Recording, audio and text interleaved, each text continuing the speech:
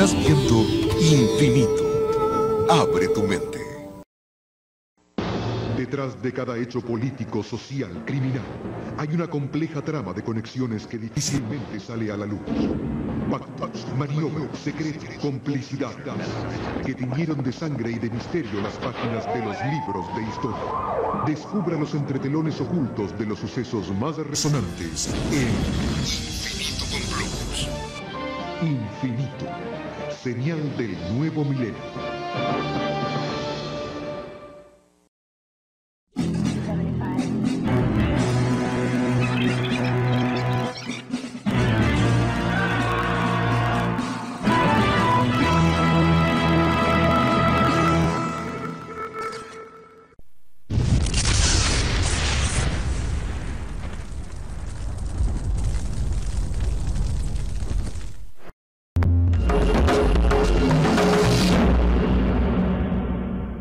Allende provocó un estado de alerta y conmoción general en la sociedad argentina. Una vez más, los sectores nacionalistas, conformados principalmente por las Fuerzas Armadas y las facciones reaccionarias del peronismo, se encargaban de difundir un supuesto complot sionista en territorio nacional. Cuando declara un paro de la CGT, ¿sí? En el contexto de las luchas gremiales, y lo hace coincidir, en realidad la CGT yo creo que no tiene idea de que esté así, con el Día del Perdón. Y los sectores más nacionalistas, ultras en Argentina, sale a denunciar que hay un complot entre la CGT y los judíos por el cual el paro lo que viene a demostrar es ir a ocultar esta idea que los judíos dominan el comercio e industria en Argentina, porque siendo el Día del Perdón y siendo para los judíos un día importante, un día sagrado, y ese día no trabajan, iba a quedar muy evidenciado a partir de los cierres de negocios y los cierres de empresas en el contexto de ese día, que los judíos manejan la economía argentina. Pero alguien debía dar la noticia y lentamente instalar esta contienda en el centro de la opinión pública. El encargado sería Walter Beverache Allende, un reconocido profesor universitario de la Universidad de Buenos Aires, que actuaba como referente de los sectores más nacionalistas de esa época. Beverache Allende, en su cátedra en la Facultad de Derecho, según me han contado protagonistas de casos así, el primer día de clase decía que aquellos alumnos que son judíos que se retiren de la cátedra porque no van a aprobar la materia conmigo. ¿Quién era Beverache Allende? Bueno, decía que era un tipo de la extrema derecha argentina, furiosamente antiperonista, al punto tal que el Congreso de la Nación, en el año 51, durante el primer gobierno de Perón, le había quitado la nacionalidad argentina porque él, exiliado en Estados Unidos, realizaba trámites en Estados Unidos para lograr sanciones políticas y económicas contra la Argentina, contra la República Argentina en aquel momento. Es decir, si él acusaba a los judíos de apátridas, si hay alguien apátrida, era justamente Beverache Allende. Pero lo cierto es que las evidencias acerca de la falsedad del documento entregado por Beverache no dejaban margen para la duda. Sin embargo, la creencia en el siniestro plan se extendió ilimitadamente, sembrando temor entre los grupos ultranacionalistas argentinos que insistían en la existencia de maniobras destinadas a separar la Patagonia del resto del territorio argentino. A este programa lo denominaron Plan Andinia. Se supone que el Plan Andinia son las actas de una reunión entre un rabino norteamericano llamado Gordon y otras personas reunidas en una sinagoga de Buenos Aires en el año 69, y en la cual un supuesto rabino Gordon había dado instrucciones para empezar a ocupar la Patagonia e ir construyendo lentamente un segundo Estado de Israel. El Estado de Israel nace en el año 1948, después de la guerra. El Plan Andinia es anterior, y justamente cuando digamos, la ideología sionista, la que buscaba un Estado para el pueblo judío, estaba trabajando intensamente en Europa y en otros lados y buscando apoyos de gobiernos, es cuando digamos así, toma impulso el tema del Plan Andina. Denuncias sobre conspiraciones judías han existido siempre, lo cual no quiere decir que siempre se haya dicho lo mismo, y lo cual tampoco quiere decir que tenga una relación con lo efectivamente ocurrido, ¿sí? Son dos pesos aparte. Por lo general, los prejuicios hablan más de quien los pronuncia que de la cosa que supuestamente es descrita en el prejuicio, ¿no? Porque siempre estas teorías conspirativas se basan en algún elemento de la realidad como para darle cierta verosimilitud. Según los documentos que Beberache Allende dio a conocer, el gran rabino neoyorquino Harold Gordon, miembro del gobierno internacional y supranacional judío, el Kahal, había dado la orden de comenzar a actuar subterráneamente para conseguir un territorio de porvenir para el pueblo judío. El horror de las guerras que con tanta insistencia habían asomado su rostro en Medio Oriente desde 1948 hacía posible que Israel desapareciera y se tornaba necesario articular otra tierra prometida a la que Gordon habría denominado Andinia. Preguntar quién era el rabino Gordon es como preguntar quién era Don Quijote. Es inventar una figura literaria y después suponer que es esa figura literaria la que nos crea la historia. ¿Sí? Es un juego que es literariamente fantástico, que es borgiano, pero que en términos políticos y en términos democráticos es un horror. Beberache Allende plantea en el Plan Andina, en estas supuestas actas encontradas, que existe un plan judío para quedarse con un pedazo de la Argentina, con la Patagonia y la cordillera de los Andes, donde establecer un segundo estado judío. Allí fundarían un nuevo país que abarcaría todas las provincias y regiones a ambos lados de la cordillera de los Andes, desde el río Colorado hacia el sur, con un puerto internacional en Bahía Blanca, en pleno corazón de la Patagonia.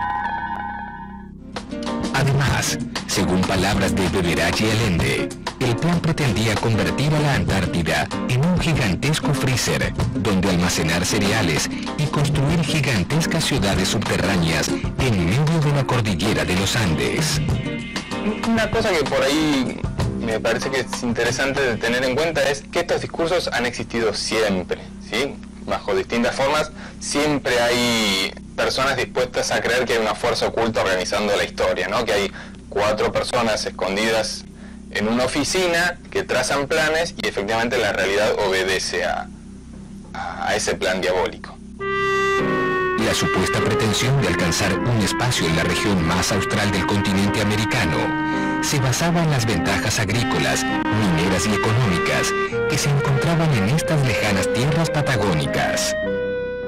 Bueno, se habló del Plan Andina con relación a Patagonia porque, bueno, ahí está la idea de que la Patagonia es como una reserva de riquezas naturales, minerales, una tierra codiciada, con mucha riqueza, poco explotada, con muchísimos recursos naturales que seguramente hay muchos países que envidian, ¿no? Estas virtudes o estas posibilidades o estas potencialidades que da la Patagonia Argentina.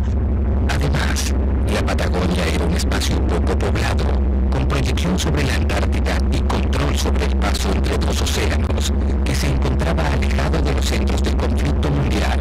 Es interesante la ironía, porque la sociedad argentina, fundamentalmente los factores de poder, que ignoraron a la Patagonia, que abandonaron a la Patagonia, que no poblaron a la Patagonia, que nunca invirtieron en la Patagonia, resolvieron encontrar a alguien que sea responsable de sus propias omisiones, de su propio olvido, de su propia ignorancia.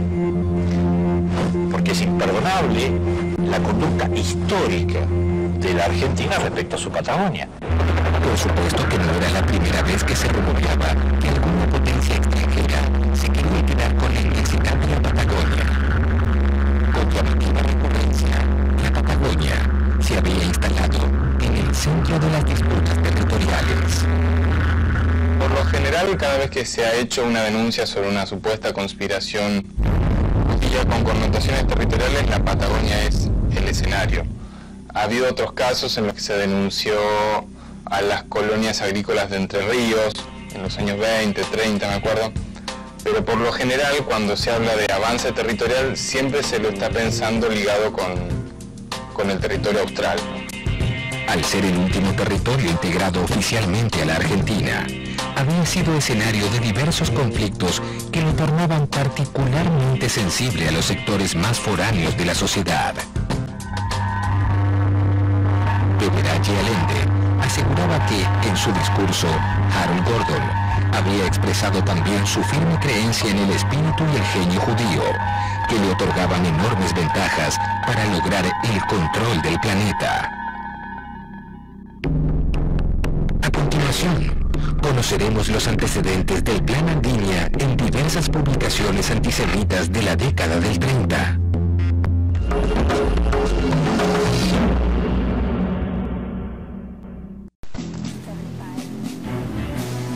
Regresaremos con más Infinito Complot.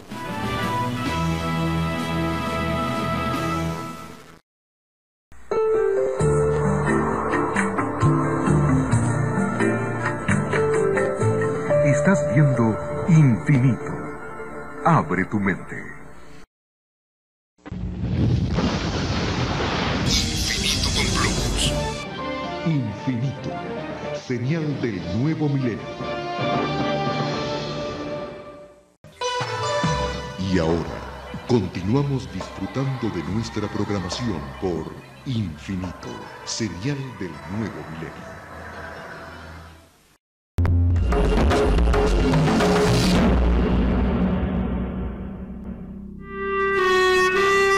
Como en aquellas épocas dominadas por el terror y el exterminio, en la Argentina de comienzos de los años 70, los temores también superarían a las razones. Si bien tenemos que salvar la distancia, es que no podemos comparar la situación argentina con lo que estaba ocurriendo en el nacimiento del nazismo, simplemente es comparable en términos de esto que decíamos recién.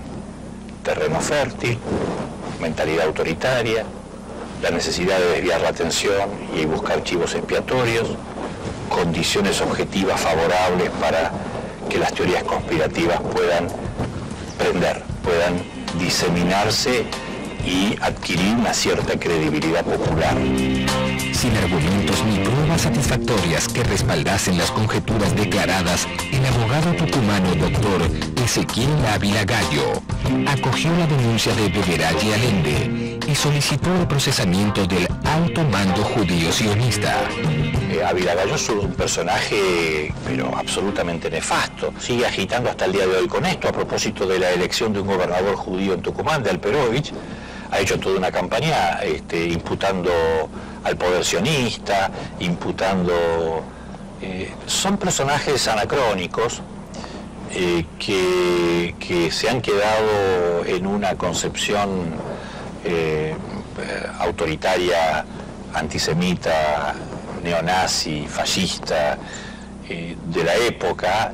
En enero de 1972, como parte de su plan desestabilizador, Beberaye Allende hizo publicar en Buenos Aires un libro titulado Los protocolos de los sabios de Sion y la subversión mundial, nombre que de algún modo hacía referencia a la reciente reedición del viejo mito de los protocolos de Sion. Los protocolos de los sabios de Sion aparecieron por primera vez como apéndice del volumen El Grande en lo Pequeño, o El Anticristo está próximo y el reino del diablo sobre la tierra, publicado en Rusia en 1905. Los protocolos de los sabios de Sion son una fabulación antisemita que consiste básicamente en la fantasía de que hubo un encuentro, un grupo de ancianos sabios del pueblo judío hacia fines del siglo XIX, que reunidos en un congreso diseñaron un plan para apoderarse del mundo. Que incluye las armas más impensadas, ya que abarcaría tanto el capitalismo como el comunismo, y la prensa, la alta tecnología, pasando por el control de la cultura y de los subterráneos de las grandes ciudades. Estas sesiones se vieron reflejadas en las actas, que son 24 capítulos, digamos. De algún modo presentan un plan de acción, ¿no? Que se va a seguir para poder acceder a este dominio mundial. Según su autor, un periodista ligado a la nobleza y a la iglesia zarista, llamado Sergei Nilus, los documentos reunidos en el apéndice de su libro habían sido hallados en 1901 en la Cancillería Central de Sion, en Francia. En realidad los protocolos son un texto escrito por la Ojrana, la policía política secreta del zarista, en el año 1905, en ocasión de la primera revolución rusa. Entre otras razones porque había fuerzas revolucionarias en la Rusia de todos los zares que estaban tratando de cambiar el sistema. En la fuerza revolucionaria había muchos judíos. El zarismo le atribuía a los judíos ser la cabeza de la revolución. Esto iba acompañado concretamente de pogroms, de violencia armada en poblados. En 1903 el pogrom de Kishinev, en 1906 el pogrom de Bialystok, es decir, este instrumental teórico tenía manifestación práctica en actos de violencia y de matanza. Parecía destinado a quedar en el olvido, pero en ocasión de la segunda revolución rusa, la revolución del 17, este texto comienza a llegar a Occidente, en las mochilas de los exiliados, y para ciertos sectores comienza a ser verosímil que la revolución del 17, la revolución rusa, en realidad es una revolución de los judíos. Hasta el punto es verosímil que en el 1921 nada menos que The Times de Londres le da cierta credibilidad a este texto, de lo que inmediatamente se va a desdecir al poco tiempo. Durante los años 30, los supuestos protocolos habían sido puestos a consideración de la justicia europea para que determinara su autenticidad. Sin embargo, este texto seguiría su trayectoria en todo el mundo, en todo Occidente por lo menos. Sería uno de los textos que complementarían el antisemitismo racial de los nazis. Era un texto que estaba en los esfuerzos de difusión en Alemania y fuera de Alemania, en todo el mundo, del régimen nazi.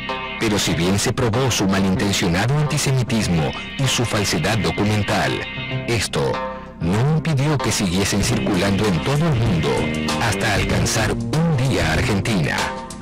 Bueno, los protocolos llegan a la Argentina como llegan a todos los lugares del planeta, digamos, ¿no? Y yo diría que, sin eludir cómo es que llegan a la Argentina, lo más destacable hoy en día es cómo siguen teniendo vigencia, me parece, ¿no? En los años 30 hay una serie de textos que intentan adaptar los protocolos al caso argentino. El principal va a ser una versión novelada a través de el libro Oro, el Cal, de Gustavo Martínez Ubería, Hugo Guast, en aquel momento director de la Biblioteca Nacional, y uno de los principales novelistas y más populares sin duda de los novelistas argentinos. Si hasta el momento los protocolos eran conocidos y creían en ellos básicamente los sectores vinculados a la extrema derecha política, a través de la popularidad de Hugo Guast van a ser enormemente difundidos en sectores no necesariamente pertenecientes a la extrema derecha política, que llegaron a este texto a través de la enorme popularidad de Hugo Guast y el enorme respaldo institucional que tenían en los medios intelectuales católicos. Aunque adaptados a la realidad local, los protocolos de los sabios de Sion fueron difundidos con éxito entre la sociedad argentina del siglo XX. Curiosamente, uno de los primeros difusores de los protocolos en el país fue la Iglesia Católica, que hizo circular párrafos completos en algunos de sus boletines parroquiales. Va a llegar inclusive a las páginas de la revista Criterio, que era la principal revista de los intelectuales católicos, donde va a ser glosado.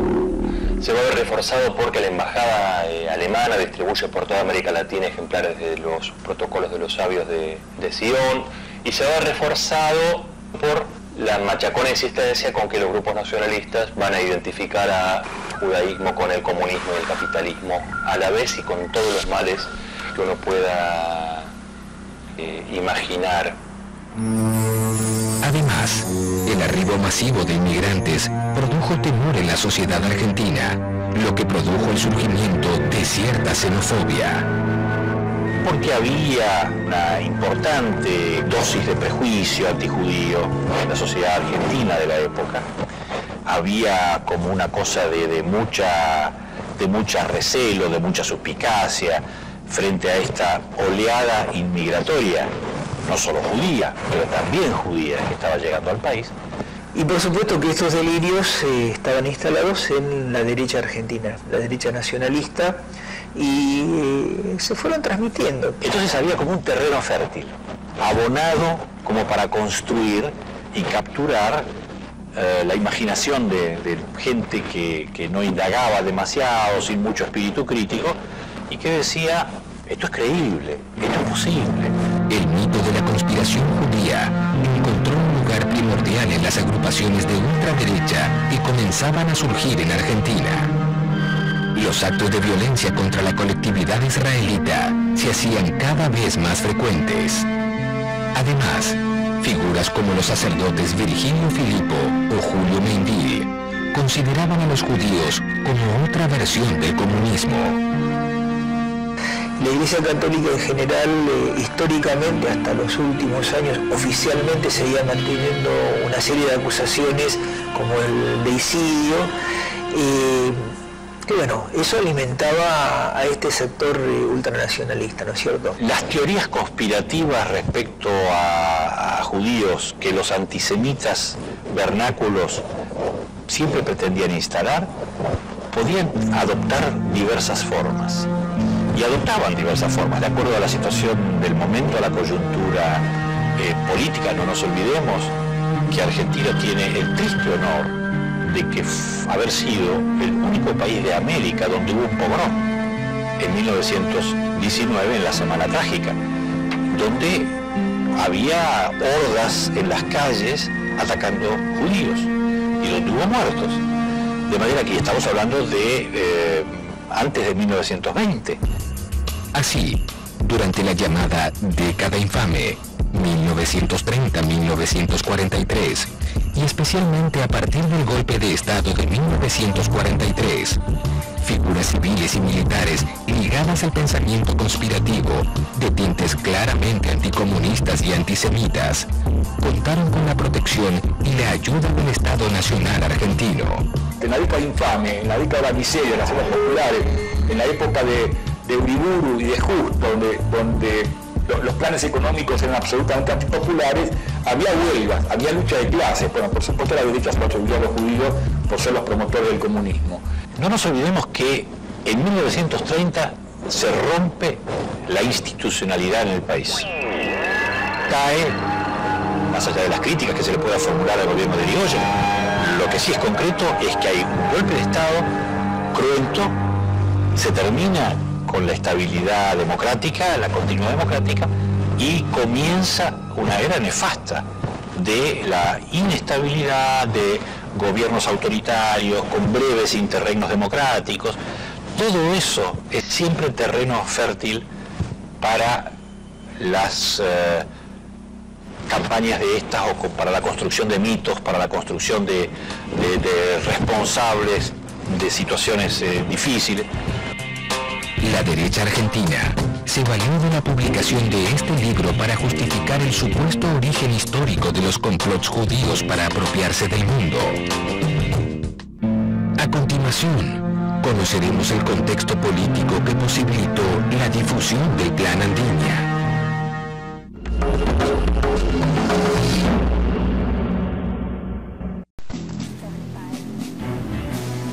Regresaremos con más Infinito Complot.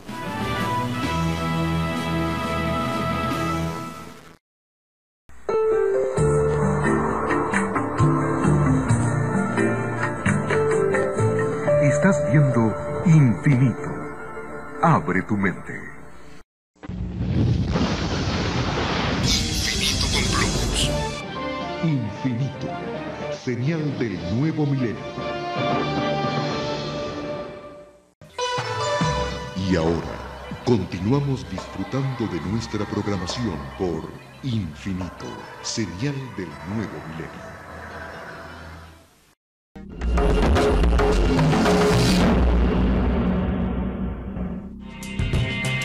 Beveridge Allende expresaba en su carta abierta titulada Autodefensa Argentina ante la agresión sionista que la ostensible intención del sionismo era acrecentar la corrupción administrativa e ilegal en el país, fomentar la especulación y conducir a la miseria a todos los pueblos del mundo, especialmente a los comprendidos dentro de la zona de Andinia. Lo que trae Beveridge Allende en realidad se asocia y va en la misma dirección del antisemitismo que estaba instalado, digamos, ¿sí? En ese periodo, y el tipo de antisemitismo que estaba instalado, esta idea de el judío tratando de dominar al mundo. Por lo tanto, la asociación entre judío, masónico, capitalista, sinárquico, digamos, ¿sí? Eran parte de las metáforas que utilizaban los sectores antisemitas de la época, y por lo tanto Beveridge abona con una nueva versión, ¿sí? Esta línea de pensamiento. En apariencia, la denuncia parecía fundada. Beveridge afirmaba que la reunión celebrada entre los más sobresalientes miembros de la comunidad judía askenazi se había desarrollado el 23 de marzo de 1969, entre las 21 y 23 horas, en el templo israelita de la ciudad de Buenos Aires, ubicado en la calle Paso 423. Pero lo cierto es que el rabino Harold Gordon había visitado Buenos Aires en 1960 y no en 1969, como aseguraba el economista argentino.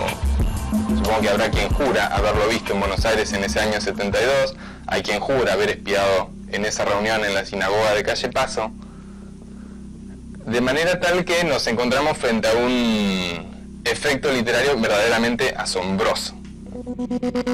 A pesar de la absoluta falta de fundamentos de la denuncia, la noticia comenzó a expandirse en medios de prensa nacionales e internacionales sin que nadie pudiese detenerla.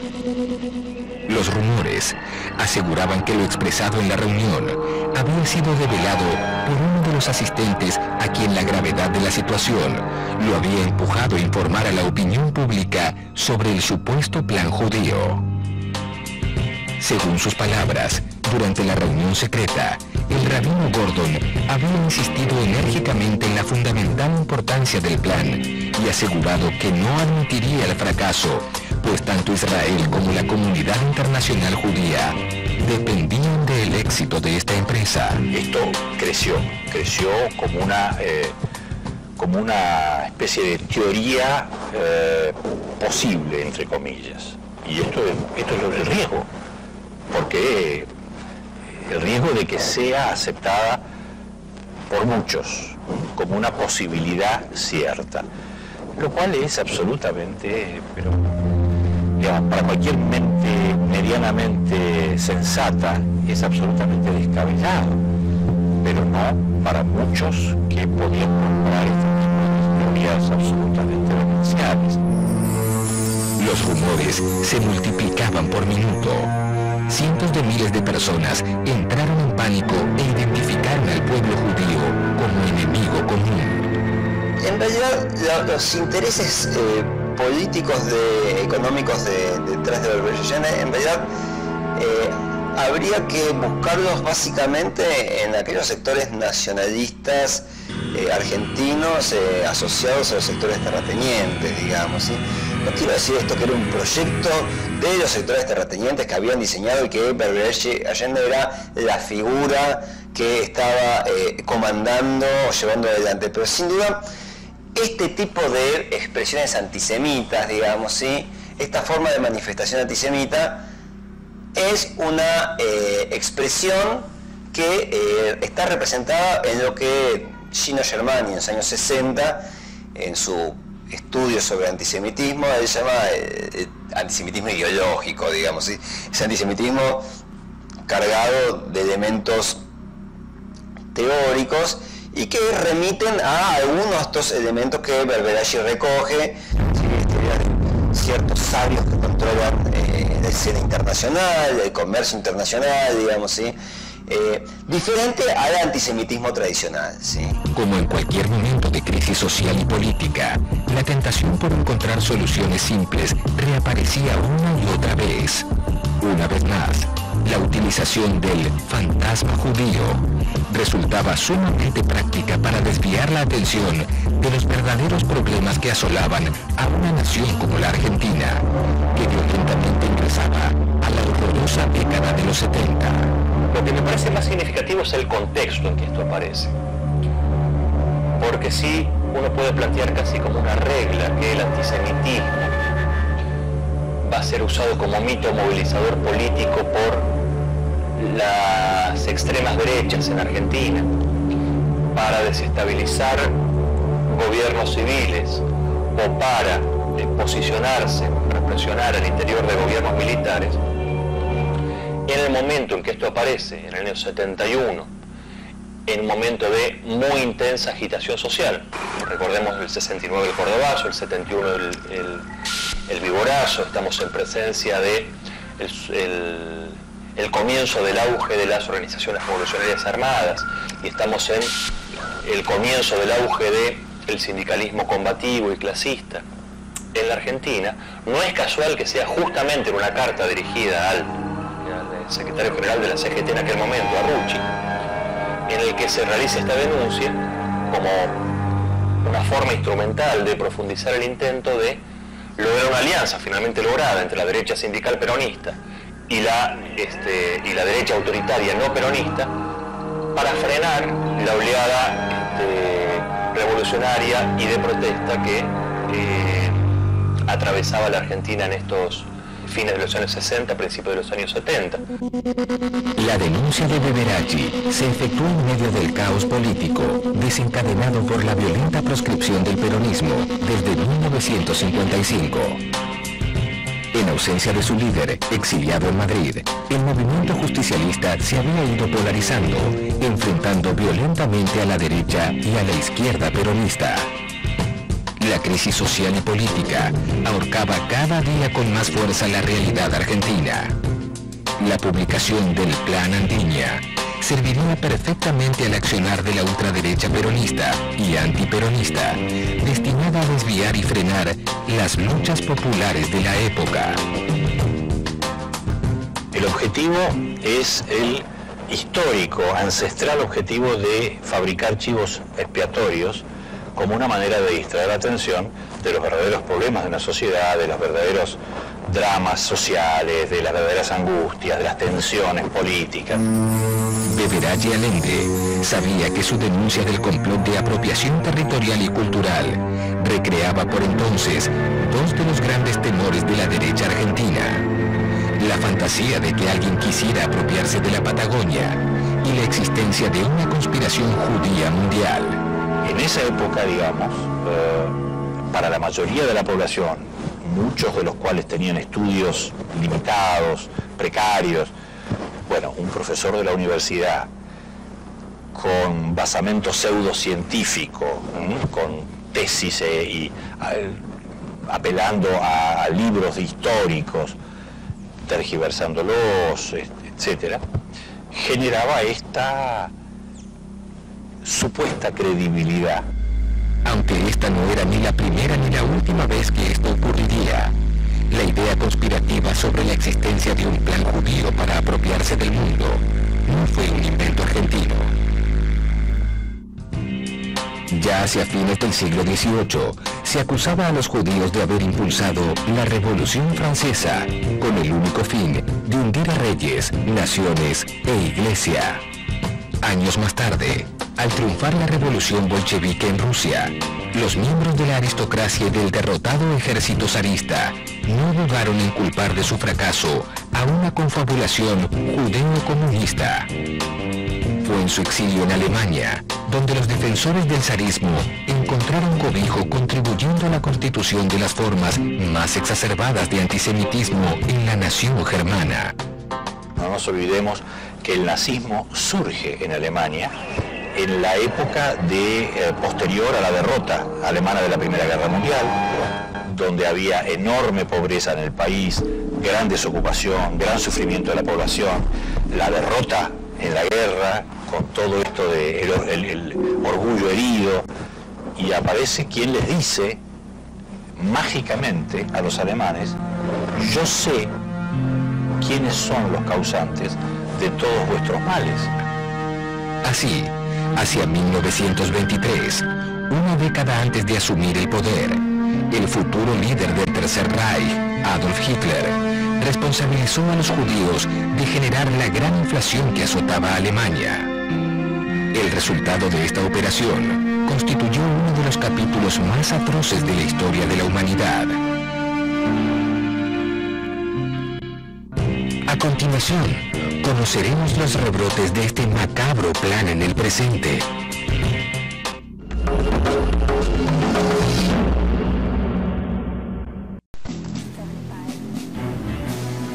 Regresaremos con más Infinito Complot.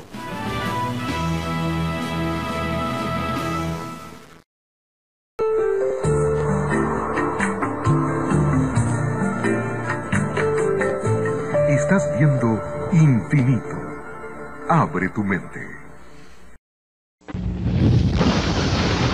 Infinito Complot. Infinito. Señal del nuevo milenio.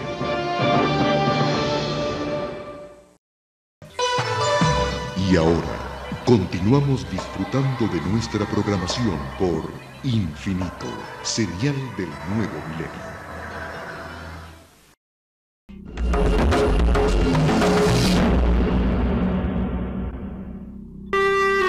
Como los ataques de Beberachi Allende a la comunidad judía seguían creciendo, la respuesta de la Delegación de Asociaciones Israelitas Argentinas, DAIA, no se hizo esperar más. Acusó a Beberachi de idear una versión local de los protocolos de Sion, tan ridícula como absurda, contaminado por la nociva doctrina antijudía de los personeros de la Liga Árabe.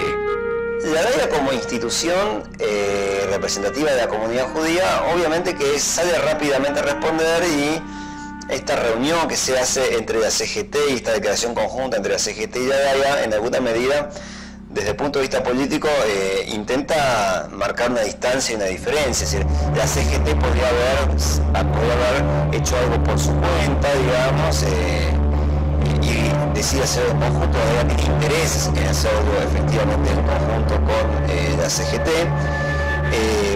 pero en realidad la lucha de la DAIA no está centrada solamente en esta denuncia de Beberachi, sino en cómo combatir el antisemitismo de los años 60-70, que esto va a terminar en el proceso. Y cuando digo va a terminar el proceso, no digo cuando el proceso termina, sino que inmediatamente después en el proceso lo que tenemos es el fenómeno de desaparecidos judíos, ¿sí? Un número muy importante. Además, la DAIA redactó un informe detallado sobre los mecanismos utilizados por la derecha antisemita. Entre estos dispositivos se encontraba el de extender a toda la comunidad judía la responsabilidad por los negociados cometidos por comerciantes o industriales particulares de origen judío. Y a partir de esto, los responsabilizaban de la crisis económica y social que agobiaba al país. ¿Podría haber encontrado la CGT algún tipo de salida, digamos, de otro tipo? La CGT en ese sentido respondió solidariamente y pluralista, desde el punto de vista pluralista, digamos, a la acusación que hace los sectores de Beberachi Allende, ¿sí? La respuesta de los sectores ultranacionalistas fue la difusión de las presuntas instrucciones dadas por el rabino Gordon a su comunidad. El plan le había sido revelado por gracia de Dios y tenía su punto de partida en 1882, cuando León Pinsker había publicado un famoso libro donde esbozaba la solución a los problemas de la diáspora judía. Pinsker habría ubicado dos países ideales, la Argentina con posibilidades prácticas y Palestina con posibilidades ideales ligadas a la ubicación original de la Tierra Santa. La Dalia acusó: es falso de toda falsedad. Pinsker no menciona para nada a la Argentina en esta obra famosa. Concretamente, propone que los sectores acaudalados de los judíos en la Europa occidental se esfuercen para adquirir tierras en las que puedan establecer millones de judíos. En su rechazo, la Dalia también expresaba la falsedad de la afirmación de Walter Beveridge Allende acerca de que en el libro El Estado Judío, publicado en 1896, Theodor Herzl proponía la creación de dos estados judíos, uno en Palestina y el otro en Argentina.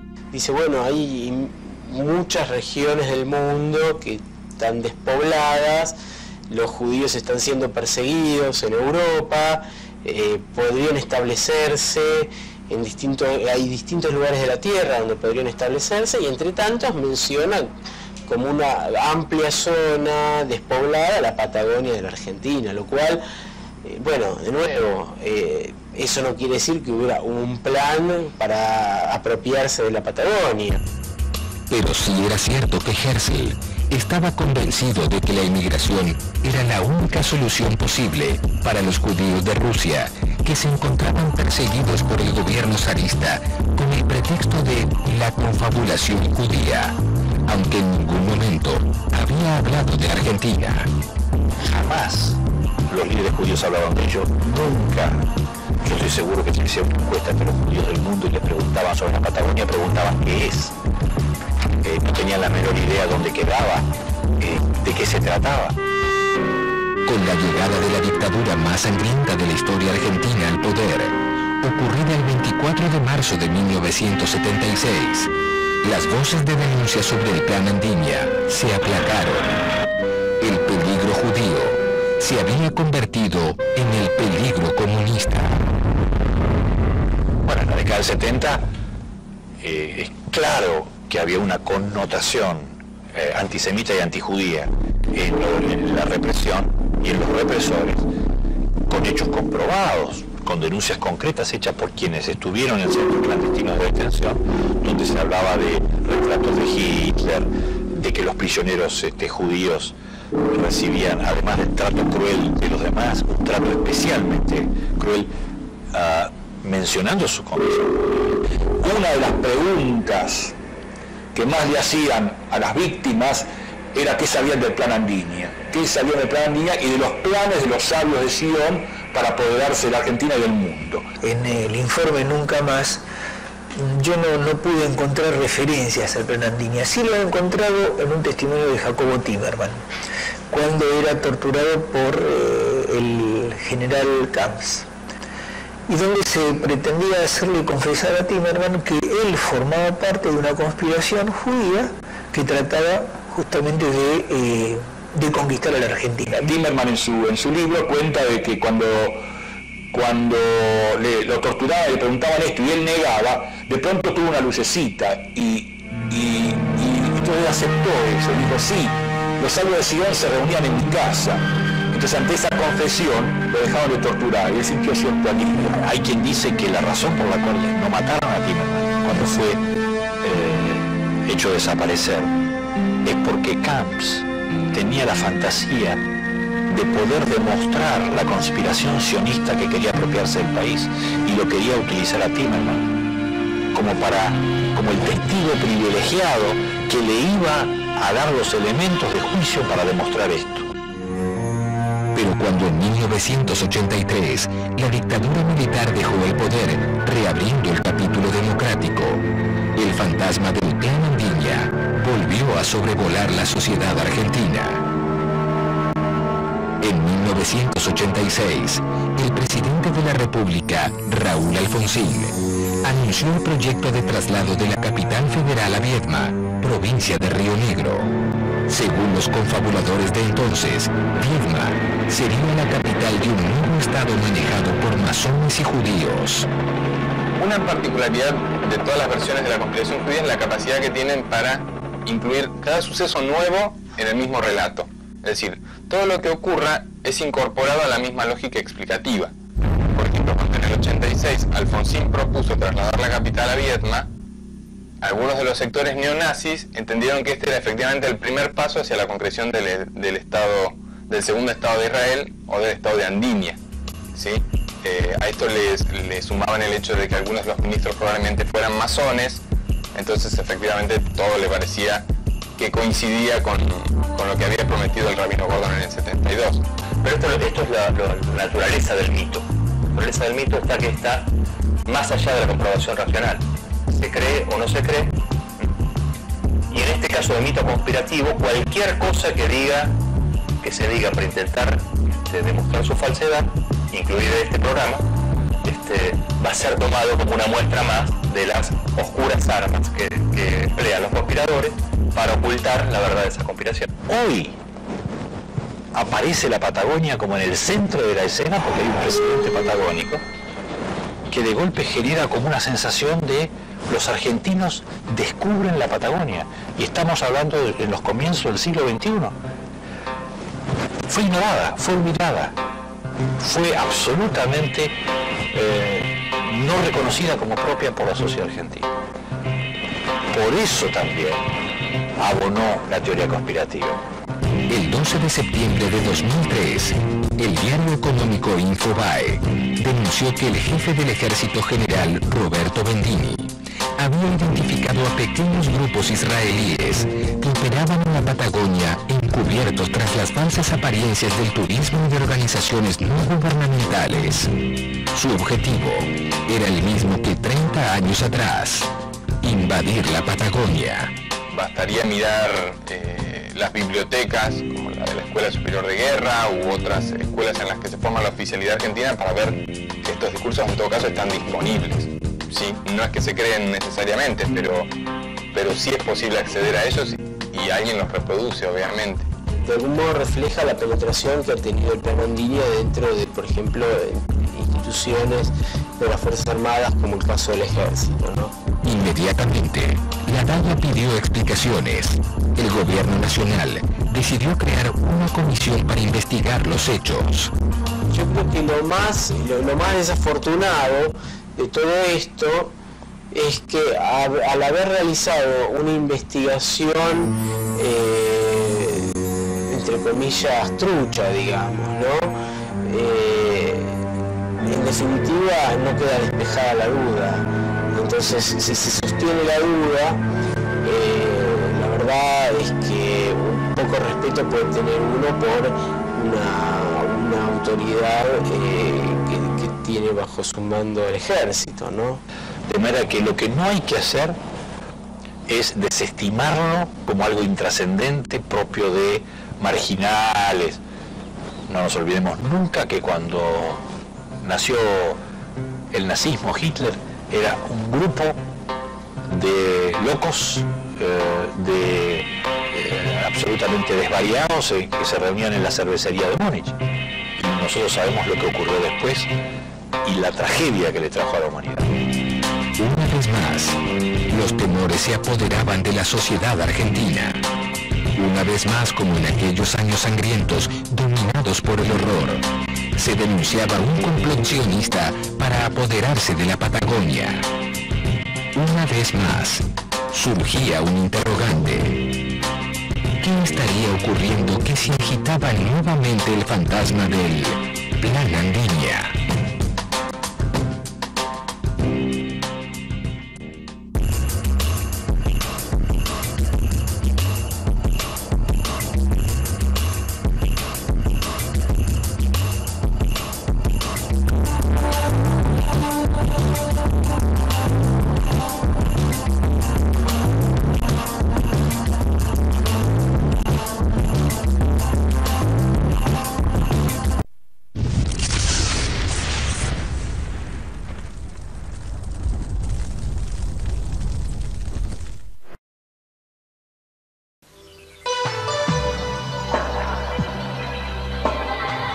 Usted está viendo Infinito. Infinito, señal del nuevo milenio.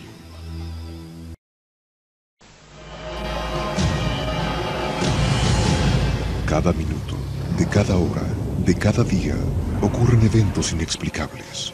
Incidentes, fenómenos, encuentros, ritos, experimentos. Cada día, cada hora, cada minuto, cada 60 segundos, se revela una vida llena de misterios. Ahora un canal trata de dar luz a todo. Un canal que indaga los misterios del universo.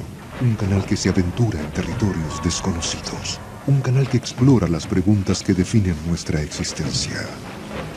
¿Estamos solos en el universo? ¿Existe la vida después de la muerte? ¿Quién construyó las pirámides? ¿Se puede predecir el futuro? ¿Podemos mover objetos con nuestra mente? ¿Existe el infierno? ¿Se acabará el mundo en el año 2000? ¿Es la historia una gran mentira?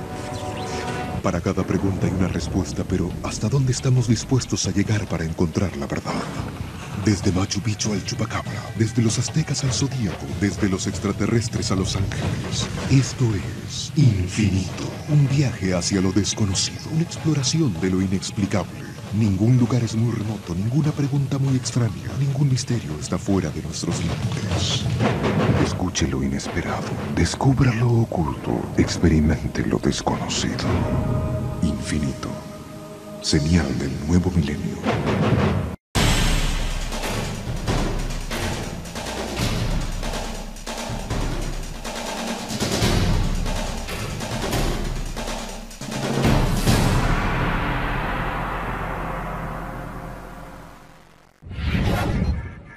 Infinito. Abre tu mente.